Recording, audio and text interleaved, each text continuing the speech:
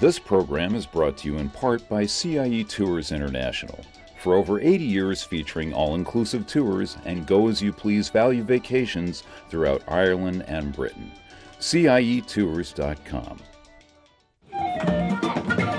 And by Tourism Ireland, celebrating a special year in Ireland, The Gathering 2013. A year-long countrywide celebration of music, food, culture, and unique events. Ireland.com. And by... Today you'll find the Irish Americans where the need is greatest, giving time, money, talent, and concern to whomever needs it most, contributing as only the Irish can to the spirit of America. Mutual of America, your retirement company.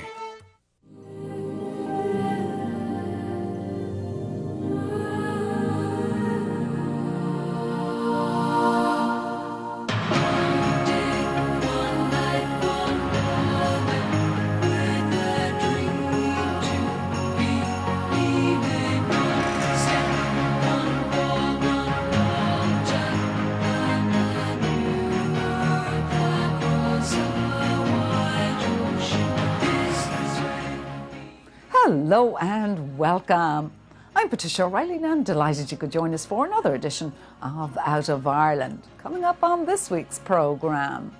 I wish I was.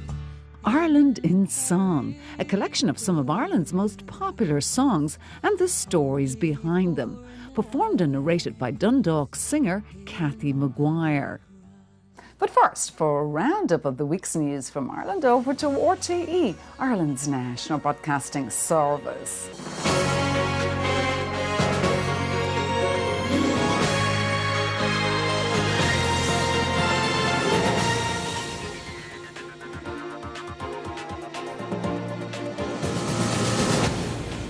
The government has won the first vote on the Protection of Life During Pregnancy Bill by 138 votes to 24.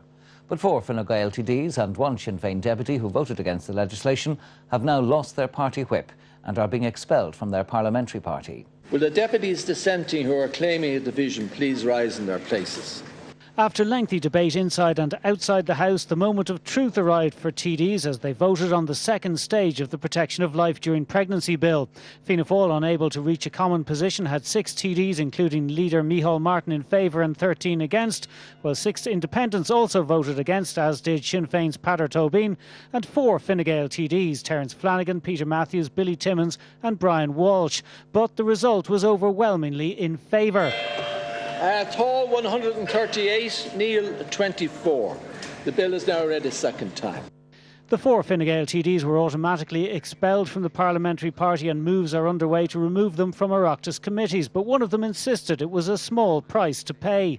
I didn't give any commitments to any group. I didn't state we wouldn't legislate for the X case, but I never thought that I would actually lose the party whip of Fine Gael because I wouldn't support a bill that was going to legalise abortion in this country. Fine Gael rebels have suffered swift retribution and got an unwavering message from the Taoiseach in Berlin. I don't expect that they can be candidates for the Fine Gael party in the next general election. Meanwhile, the Health Subcommittee considered amendments to the bill. Some TDs wanted 2 doctors rather than 3 to approve a termination where there's a threat of suicide. The requirement for 3 medical practitioners in relation to Section 9 is unnecessary and unworkable. Minister James Riley rejected that proposed amendment, as he did a call for a delay before abortions are carried out on suicidal women. At the very least, where a woman does not have a mental illness and she is suicidal, there would be a cooling off period or a pause for a week to 10 days. This very Oireachtas could be responsible for the death of a woman, where the 2 psychiatrists have certified that the risk is real, substantial, and while we're having our cool-off period, this lady takes her life. That's not something I'm prepared to have in my conscience. Praveen Halappanavar is to sue the Health Service executive for negligence over the death of his wife Savita in Galway University Hospital. His solicitor said his client was still trying to find out why his wife was treated the way she was and why she died. Praveen Halappanavar's decision to launch legal action follows the publication of the HSE report into his wife's death last month. In an interview on RTE Radio, Mr Halappanavar said he was still seeking the full truth about what had happened. Basically, why did they not, treat her the way she should have been, and why was she just left there to die? I have seen it all, and I was always kept in the dark. And the way I put it in short is, tell me the truth and it'll all be over. High Court proceedings against the HSE will be issued in the coming week. This could give Mr Halappanavar a further opportunity to seek answers to the questions he's asking. There was a very robust inquest. We know that the coroner was constrained in terms of the cross-examination that was allowed of the witnesses. This particular action for negligence, if it is defended in full, means that it will be before the High Court, and there will be a full examination and cross-examination of witnesses.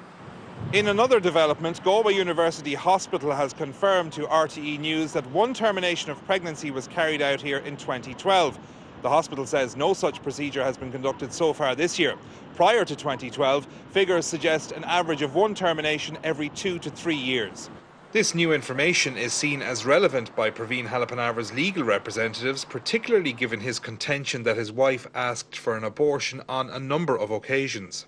If there have been terminations at University College Hospital Galway, which has now been admitted by them that it does occur, then he wants to know why it didn't occur in this particular instance. We know as a result of it not occurring, and it was requested, that she had lost her life. Mr Halappanavar also spoke today about hate mail he received in recent months. His solicitor has passed this correspondence to Gardaí. Pat McGrath, RTE News, Galway. The PSNI unit that investigates unsolved murders of the Troubles is at the centre of controversy after the UK's police watchdog described some of its procedures as illegal and untenable. It found that the Historical Inquiries team was not rigorous enough when investigating killings by the British Army. Northern Ireland's policing board said today it no longer had confidence in the leadership of the team. It's expected there will be a push to have all completed HET cases involving British soldiers re-investigated. The Irish winner of last week's Euro Millions draw has picked up the cheque for almost €94 million. The lucky ticket holder, who wishes to remain anonymous, collected the winnings at National Lottery headquarters in Dublin today. The winner said the news was still sinking in. He or she is now the 96th richest person in Ireland. An auction in Dublin city centre had to be abandoned today after several dozen protesters made speeches and shouted at staff and bidders. The auction by Allsop Space Auctioneers was of commercial and investment properties, some of which had been repossessed. You're stopping people working. This was the 12th public auction by Allsop Space. There have been protests before, but this was different. The government have divided the people by talking about business people as if they're pariahs. We're the people created the jobs. We create the wealth in the country, and we're being destroyed. It was repeated interventions like this for more than half an hour which led to the auctioneers to decide not to go ahead. Many of the protesters referred to Allsop Space as an English company and said it was wrong, it was selling Irish properties. The company says it is 50% Irish owned. Allsop Space is an Irish company, Irish registered company with Irish employees, so it's perhaps looked at the wrong way. There was a definite nationalist tone to the rhetoric, with references to the War of Independence and Parnell and others. 97 years ago, people lost their lives in that park over there. Constant Markovich gave up his life to enable us to eradicate suppression, taxation, eviction, criminality. 3 independent TDs, Michael Healy-Rae, Tom Fleming and Matty McGrath, showed up to give their support. They said the protesters were right to prevent the auction going ahead. People, and I'm not talking about people who want to create hassle or people, no. I'm talking about ordinary decent people who want to pay their way, have always paid their way. Met many of them this morning, they stood up, people that were there saw them, crying, saying that they want more time to pay. Allsop Space says its staff called off today's auction because of fears over personal safety. It described the behaviour of some protesters as intimidatory. It plans to hold more auctions. The demonstrators say they will continue to protest. Coleman O'Sullivan, RTE News.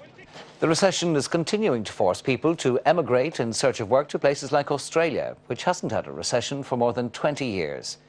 New figures show there has been a 30% increase in the number of Irish-born people living there in the last 6 years. In the first of a series of reports, Katrina Perry spent a day with one family who has made the move down under. A new dawn down under. A fresh start for around 40,000 Irish people every year, including the Tierney family. I'll give you some porridge, look. When his construction business collapsed last year, Tipperary native Tom and wife Julie decided to move with their 3 children to Australia. We ended up with a fairly large construction company and it was going very well, everything was going fine. Then 2008, everything just kind of kicked the bucket. So from 2008 to 2012, you were just kind of living day to day and scrimping and scraping and hoping for things to get better, but it just didn't recover. So it was off to Perth, a city with an unemployment rate of just 4.9%. There's no comparison. At home, you're working all hours God gave you, you know what I mean? Now, I generally leave here around 7:15. We work for 20 to 8, work from 20 to 8 till about 5, half 5, depends on what the day or what tenders we've out. And never work a Saturday or a Sunday, so it's, you know, you have your family time, and that's what it's all about. You get your wage packet every Monday into the account, and it's thanks. I have no regrets. I enjoy it, to be honest. But shipping off to the other side of the world wasn't easy. Yeah, the first few months were hard, yeah, I have to say, just to get settled down, to know your bearings, where everything was. Yeah, it was looking back in it,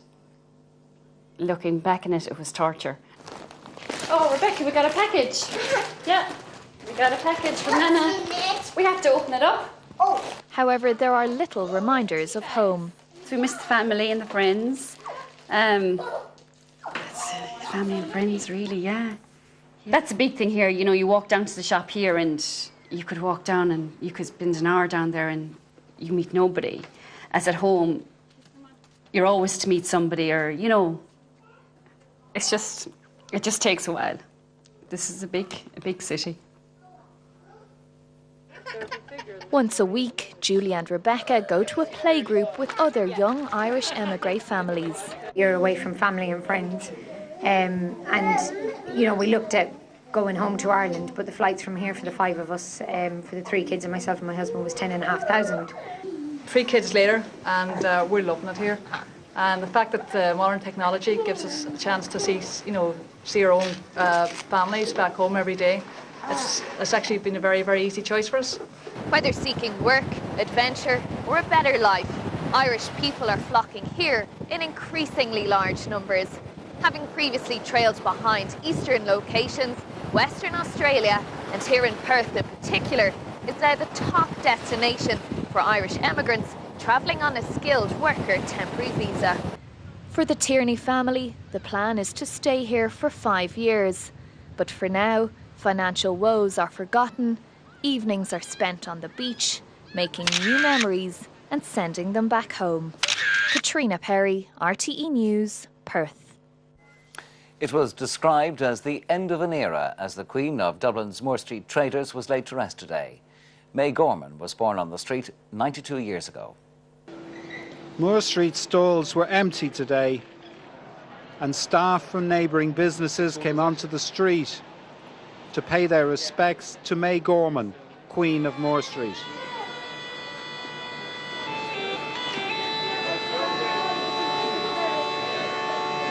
When the funeral cortege arrived, it paused at her stall for her last time on Moore Street. She received a traditional send-off courtesy of the flower sellers.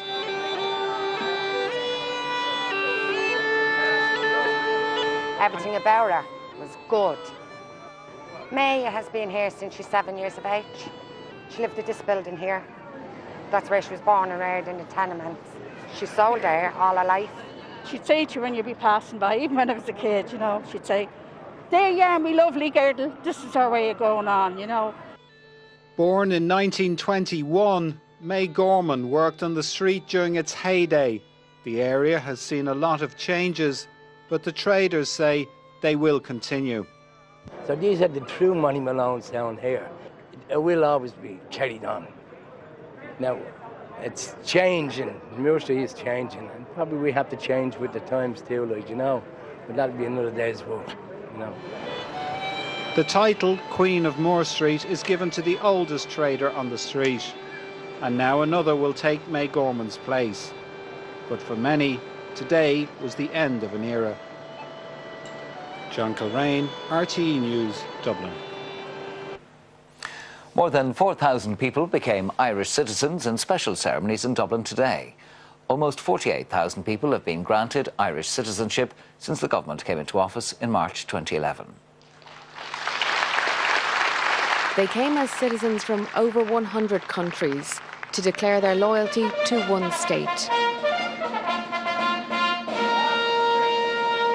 Part of the Irish family from today, they were told they now have the right to an Irish passport, to vote and to be elected president.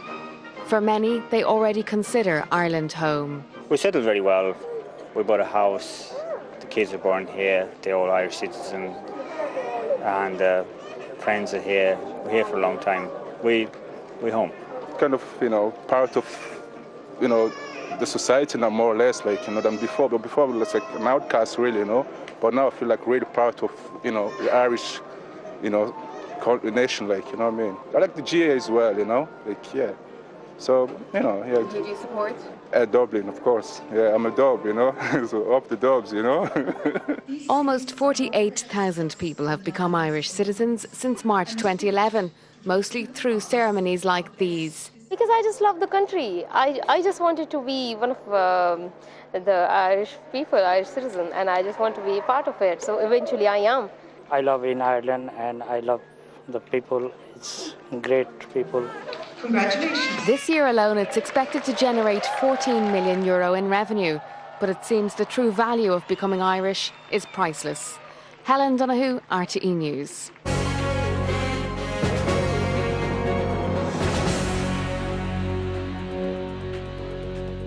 The news from Ireland was, as usual, brought to you by RTE, Ireland's national broadcasting service. And now, Dundalk singer Cathy Maguire has compiled some of Ireland's most popular songs with their backgrounds and histories for a new series called Ireland in Song, which will be released on CD August 2nd. Here now are two songs from the collection, Carrick the Fergus and Danny Boy.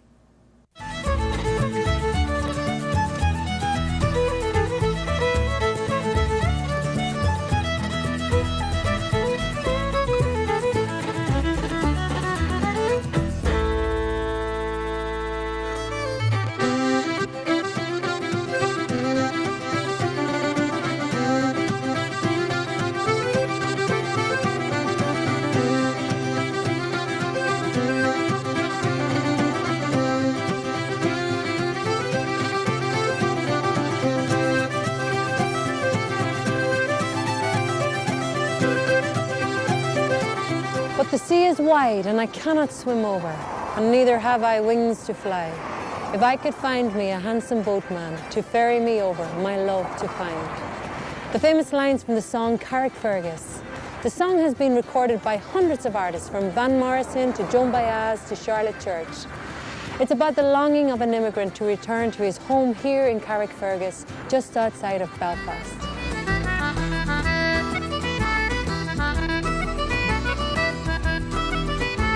The history of the song is largely unknown, but we do know that its roots trace right back to the 18th century. The song all but disappeared until the 1960s, when actor Peter O'Toole recited it to the singer Dominic Behan, who then recorded it and brought it right back into popular culture.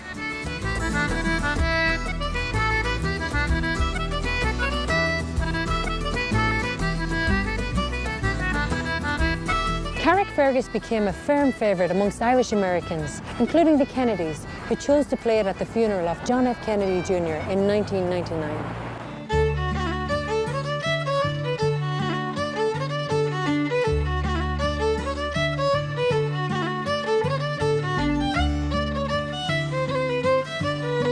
But Carrick Fergus holds a very special place in American history for another reason. In 1765, a young couple named Elizabeth and Andrew Jackson left this very cottage to sail to America in search of a better life. Little did they know that 2 years later, Elizabeth would give birth to Andrew Jackson Jr., who would eventually become the 7th President of the United States of America. I wish I was in Carrick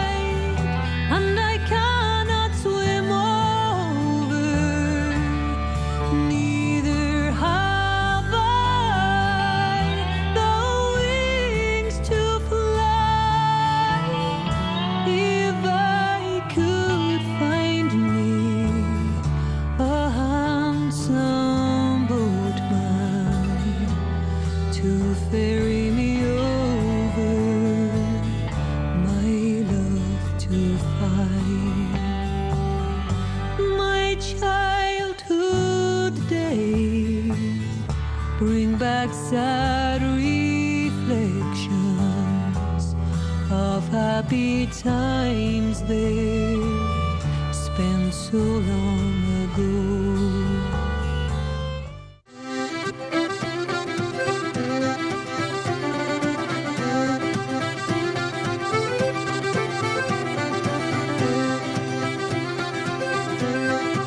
Oh, Danny boy, the pipes are calling. The opening lines to possibly one of the most beautiful and haunting songs in the English language. But what is the history behind the song? Well, welcome to Limavady, where the story of Danny boy begins.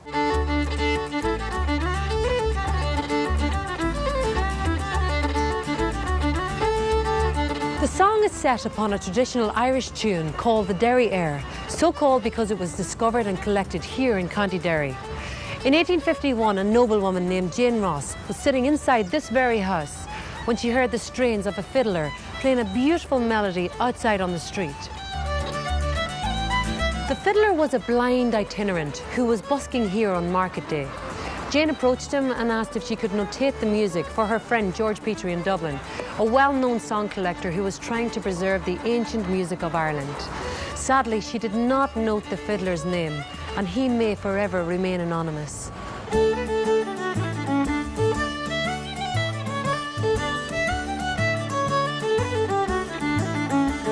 Fast forward to 1912 in Colorado, where a woman called Margaret Weatherly hears the tune being played by Irish immigrants. She immediately sends a manuscript of the tune to her brother Frederick Weatherly, who was a songwriter in England, and suggested that he use it in one of his compositions. Frederick had already written the lyrics of Danny Boy to another melody, but it wasn't successful. Upon hearing the air that his sister sent him from America, he realized that the new melody and the lyrics were a perfect match. In 1913, he published the Danny Boy that we know now, and it became a worldwide hit. Oh, Danny Boy, the pipes are calling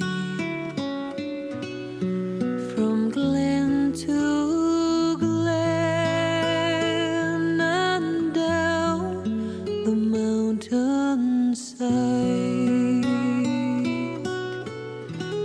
The summer's gone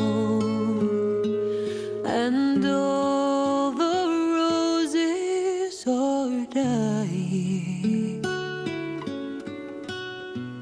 It's you must go and I must bide. But come ye back when summer's in the meadow, or when the valley's hushed and white with snow. 'Tis I'll be in sunshine or in shadow. Oh, Danny boy, oh, Danny boy, I love you so. The wonderful voice there of Kathy Maguire. And again, Ireland in Song will be released on CD August 2nd and later on DVD. For more information, you can visit her website at kathymaguire.com. Well, that's it for another week here on Out of Ireland. And don't forget to join us at the same time next week. But for now, from all of us here, I'm Patricia O'Reilly. Take care, and we'll see you soon. This program is brought to you in part by CIE Tours International. For over 80 years featuring all-inclusive tours and go-as-you-please value vacations throughout Ireland and Britain. CIEtours.com. And by Tourism Ireland, celebrating a special year in Ireland, The Gathering 2013.